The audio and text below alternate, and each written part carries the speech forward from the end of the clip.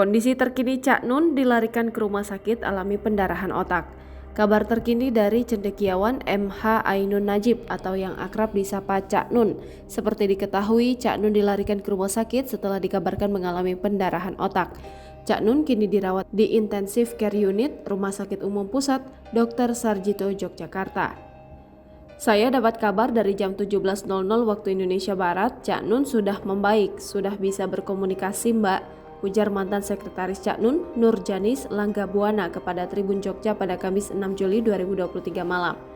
Mantan sekretaris Cak Nun, Nurjanis Langgabuana mengungkap kondisi terkini Cak Nun dia dapatkan dari adik kandung Cak Nun yang juga manajernya Cak Zaki. Dari kabar Cak Zaki disebut Cak Nun sudah membaik. Janis pun masih terus memantau perkembangan sang cendekiawan lewat orang-orang terdekat. Sebelum masuk rumah sakit, Cak Nun ada agenda sinau bareng bersama Mbah Nun dan Kiai Kanjeng di Kampung Mataraman pada 2 Juli 2023 lalu. Janis mengatakan Cak Nun mungkin kelelahan dan membuat kondisinya jadi kurang baik. Jangan lupa subscribe, share, komen, dan like ya!